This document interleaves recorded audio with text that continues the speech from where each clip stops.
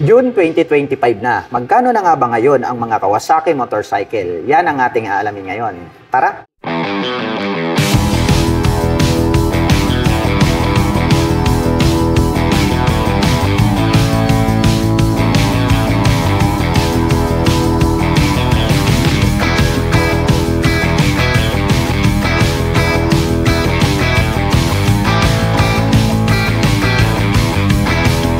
Barako 3 FI 2025 version, dual start po ito. Equip po ito ng kickstarter at electric starter. Ito po ay mayroong square type na headlight design. Bulb type po yung kanyang ginagamit.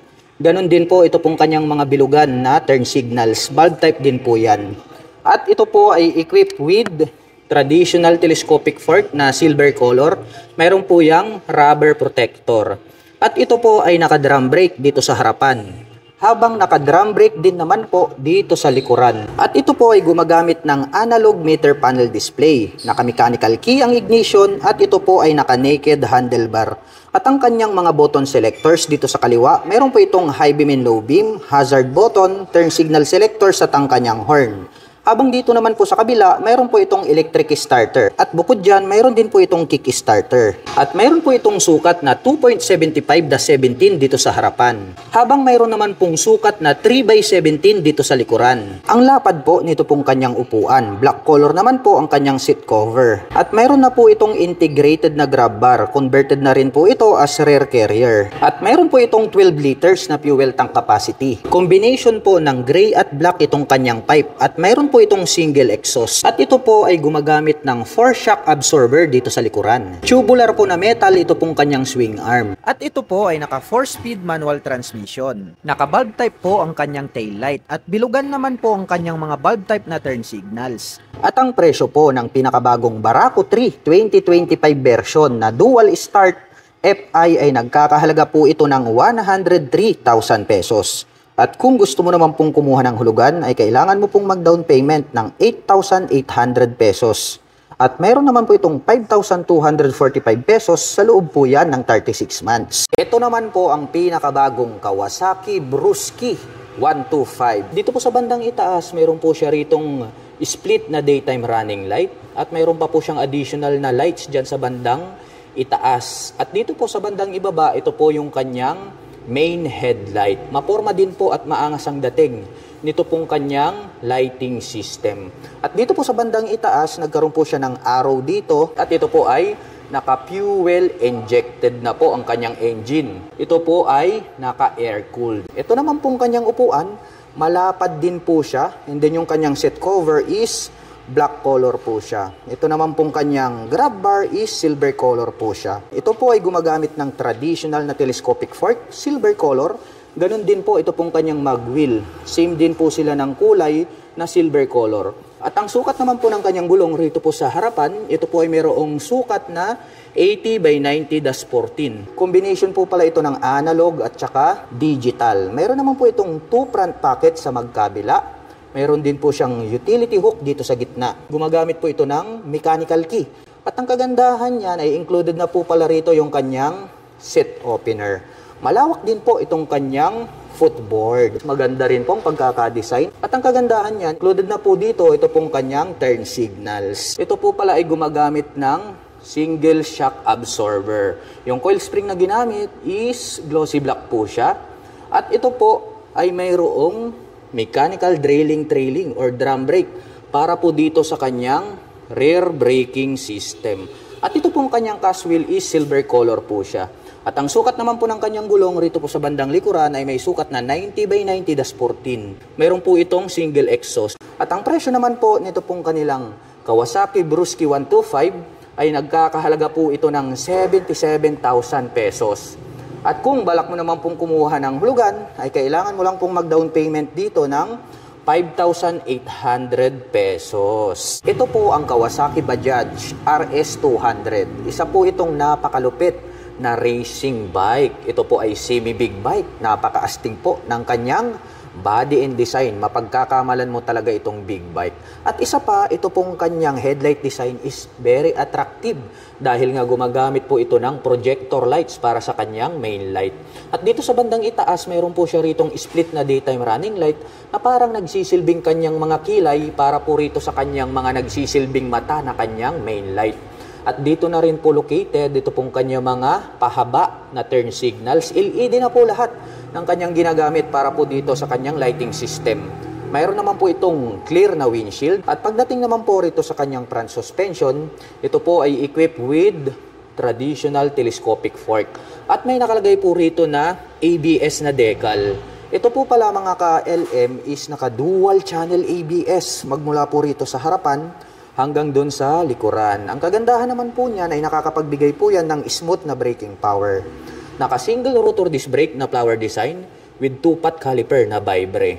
At ang size naman po ng kanyang gulong rito po sa harapan ay mayroong sukat na 100 by 80-17. Combination po pala ito ng analog at digital. May 2 button selector dito sa bandang ibaba. At gumagamit naman po ito ng mechanical key para po dito sa kanyang ignition. At napaka-astig.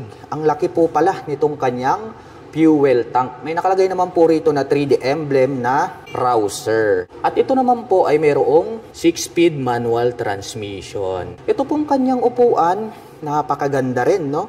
Dahil medyo mas mataas po yung upper part nito pong upuan para po sa ating back rider. At ang kanya naman pong rear suspension ay equip po ito ng monoshock absorber na may canister. At ang kagandahan niyan is adjustable po siya. At ang kagandahan dito, ito po palang kanyang tail light is nandirito po siya sa kanyang rear fender, which is very unique, no? And then, yung kanya naman pong mga turn signals ay nandirito naman po siya na naka-pop up. Naka-single rotor disc brake with single pot caliper na Vibre. At ang sukat naman po ng kanyang gulong, rito po sa likuran, ito po ay mayroong sukat na 130 by 70-17. At very sporty looks naman po ang dating nito pong kanyang exhaust pipe. Black color naman po siya at mayroon naman po itong single exhaust. At ang presyo po nito pong kanilang Kawasaki Bajaj RS200 ABS version ay nagkakahalaga po ito ng 151,500 pesos. At kung balak mo naman pong kumuha ng hulugan, ay kailangan mo lang pong mag-down payment dito ng 18,800 pesos. Barako 2 Kick version 2025. Ito na po yung pinakabago ngayon. At mapapansin natin na bago na rin po yung decals. Meron po itong square type na headlight. Bulb type po yung kanyang ginagamit. Ganun din po ito pong kanyang mga bilugan na turn signals. At ito po ay gumagamit ng traditional telescopic fork. At ang sukat po ng kanyang gulong rito sa harapan, ito po ay mayroong sukat na 2.75/17. Habang mayroon naman pong sukat na 3/17 dito sa likuran. Naka-drum brake dito sa harapan, habang naka-drum brake din naman po dito sa likuran. Naka-analog ang meter panel display, naka-mechanical key ang ignition, at ito po ay naka-naked handlebar. At ang kanyang mga button selectors, mayroon po itong high beam and low beam, hazard button, turn signal selector at ang kanyang horn. Habang dito naman po sa kabila, wala po tayong makikita rito dahil nga wala po siyang electric starter. Dahil ito nga po yung kanilang kick version na Barako 2. At mayroon naman po itong fuel tank capacity na 12 liters. Ang lapad po nito pong kanyang upuan. Black color po ito pong kanyang seat cover. Mayroon po itong integrated na grab bar at converted na po ito as rear carrier. Ang laki po ng pagkakadesenyo nito pong kanyang taillight kaya more visible po ito day or night time. Bulb type naman po yung kanyang ginagamit dito sa kanyang taillight.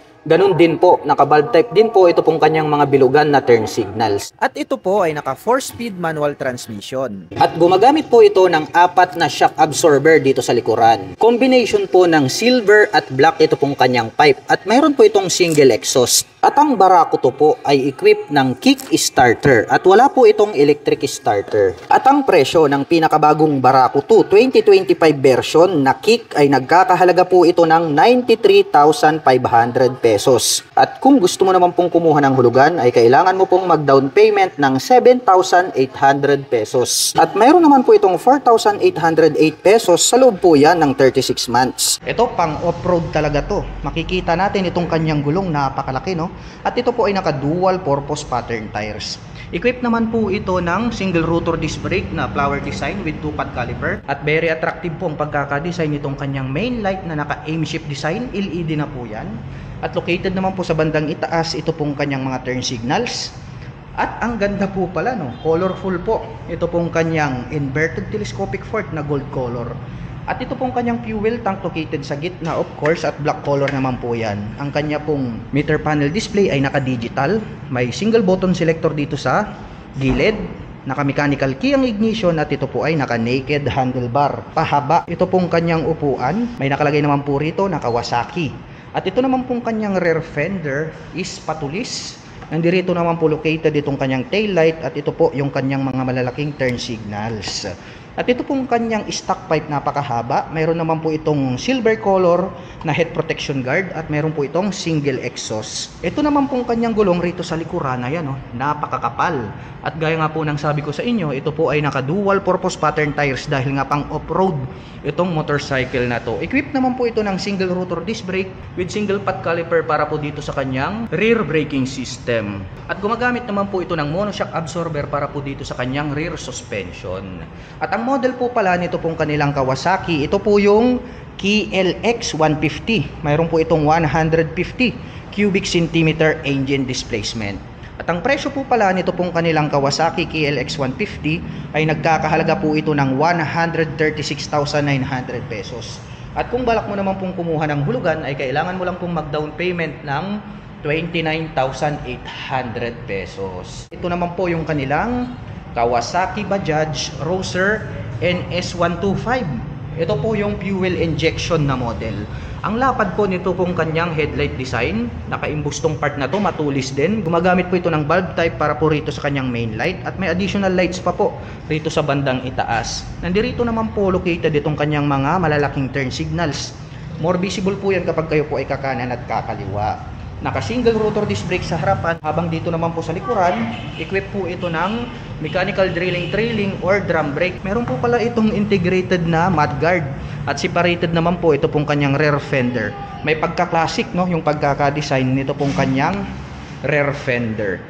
Mayroon pong partition sa gitna at maganda rin po itong kanyang upuan. Malaki ang kanyang fuel tank at may nakalagay naman po rito na Roser 3D emblem. Combination po pala ng analog at digital ang kanyang meter panel display, naka-mechanical key ang ignition at naka-naked handlebar. Ang ganda rin po pala, no, nito pong motorsiklo na to. At equip po pala ito ng dual shock absorber para po dito sa kanyang rear suspension. Ayun, endurance nakalagay. Kaya maaasahan natin na maganda yung bouncing performance nitong kanyang rear suspension. At ito po ay adjustable. At ang presyo po pala nito pong kanilang Kawasaki Bajaj Rouser NS125 ay nagkakahalaga po ito ng 84,000 pesos. At kung balak mo naman pong kumuha ng hulugan, ay kailangan mo lang pong mag-down payment dito ng 6,300 pesos. Ito naman po yung kanilang Kawasaki KLX 150S. The same lang po sila na 150cc. Doon po sa harapan, yun po yung kanyang brother. So, yun po yung pang long endurance, no? Kasi nga naka-inverted telescopic fork yan. Ito naman po ay equip po siya ng traditional telescopic fork. Meron po siyang rubber boots dito sa bandang itaas. Of course, ito po ay naka dual purpose pattern tires dahil ito po ay pang on and off-road condition. Naka-spokes rim set din po yan. Equipped with single rotor disc brake with 2-pot caliper para sa kanyang front braking system. And then ito pong kanyang headlight is naka-aim shift design din. At ito po ay LED na.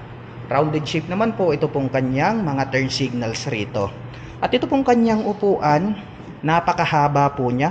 Green color po pala ito, no? Ang ganda rin po nung kanyang color kasi green na green. At ito pong kanyang fuel tank is matte black color naman po siya. Mechanical key para po sa kanyang ignition. Naka fully digital meter panel display. At ito naman pong kanyang rear braking system is naka-single rotor disc brake pa rin po siya with single pot caliper. At gumagamit naman po ito ng monoshock absorber para po sa kanyang rear suspension. Ang lupit din po pala ng dating nito pong motorsiklo na to, no? Para po sa mga kababayan natin na mahilig mag-off-road, saktong-sakto ito para sa inyo. At ang presyo po pala nito pong kanilang Kawasaki KLX 150S ay nagkakahalaga po ito ng 125,000 pesos. At kung balak mo naman pong kumuha ng hulugan ay kailangan mo lang pong mag-down payment dito ng 23,800 pesos. Dito naman po yung kanilang sports racing bike. no? Street Fighter. Ito talaga napakaastig at mabibilis ang mga motorsiklong ito. Naka-dual ABS na po ito dito po sa front and then sa rear. At ang kagandahan niya, napakaastig po nito pong kanyang headlight design. Naka-projector lights po dito sa bandang harapan at mayroon po siya ditong daytime running light na parang nagsisilbing kanyang kilay. Ito naman po yung kanilang Kawasaki Bajaj Pulsar NS250. So mayroon po itong 250 cubic centimeter engine displacement. Napakalaki po nitong kanyang fuel tank at ang ganda rin po nitong kanyang upuan. Combination naman po ng analog at digital ang kanyang meter panel display. Naka-mechanical key ang ignition at naka-naked handlebar. Wow, napakaastig din po nito pong kanilang Kawasaki Bajaj Pulsar NS250. At ang presyo po pala nito ay nagkakahalaga po ito ng 163,500 pesos. At kung balak mo naman pong kumuha ng hulugan ay kailangan mo lang pong mag-down payment ng 31,800 pesos. Punta naman po tayo sa mga pantra. Ito po yung mga motorsiklo na pantrabaho, pampasada, pang-service. Lahat na pwede mong gawin. Kumbaga all-in-one po itong mga to. So makikita po natin dito, nandirito po yung kanilang Barako 3. Ito po yung kick version. Ito naman po yung kanilang Barako 3 kick at starter version. So same lang po yan, ang pagkakaiba lang po nila is yung isa is kick lang, sisipain mo lang kapag gusto mo po siyang paandarin, habang ito naman pong kabila is dual option siya. So mas effortless dahil nga pwede mong gamitin yung kanyang electric starter. At ito naman pong kanyang headlight is square type po yan, tas nagkaroon po siya ng headlight cover dito na glossy, may nakalagay na Kawasaki dito sa gitna. Dito po located itong kanyang rounded shape na mga turn signals. Gumagamit po ito ng traditional telescopic fork dito sa harapan, silver color, at meron po siyang protection itong kanyang rubber boots para hindi po mapasukan ng dumi itong kanyang front suspension. At ang kanya naman pong braking system dito po sa harapan, ito po ay gumagamit ng mechanical drilling or drum brake. Itong hub na ginamit is glossy black po siya. Of course, dahil ito po ay panghanap buhay na motorsiklo, business type, is naka-spokes rim din po yan. At ito naman pong kanyang meter panel display is gumagamit po siya ng analog, naka-mechanical key ang ignition, at naka-naked handlebar. Ang lapad po nito pong kanyang upuan, saktong-sakto no, panghanap buhay. Actually, kakasya ang tatlo dyan kung talagang gitgitan at marami kayong mga pasahero. Dahil nga malakas naman po talaga ito pong ating Barako 3 dahil mayroon po itong 175 cubic centimeter engine displacement. At ang presyo po pala nito pong kanilang Barako 3 kick version ay nagkakahalaga po ito ng 96,500 pesos. At kung balak mo naman pong kumuha ng hulugan ay kailangan mo lang pong mag-down payment dito ng 8,800 pesos. Habang ito naman pong kanilang Kawasaki Barako 3 ay nagkakahalaga naman po ito ng 102,500 pesos. So mayroon lang naman po silang kunting price difference dito po sa kanilang kick at electric starter. At kung balak mo naman pong kumuha ng hulugan ay kailangan mo lang pong mag-down payment dito ng 8,800 pesos. Para po dun sa mga price po na aking binanggit, included na po lahat dyan yung kanilang 3 years registration. At dito naman po sa kabila, ito naman po yung kanilang Kawasaki Barako 2. So yung Barako 3, yan po yung ating pinakabago ngayon. Pero yung iba naman po, mas gusto nila yung Barako 2. Kaya nating to worry about dahil meron po kayong mga option na pagpipilian. Meron po tayong available na Barako 3 and then meron po tayong available na Barako 2. Ito naman pong kanilang Barako 2, wala pong pagkakaiba sa design pagdating po sa Barako 3. Ang pagkakaiba lang po nila rito is ito pong kanilang mga decal. The rest, pare-parehas na po sila ng specs and then engine displacement, body and design.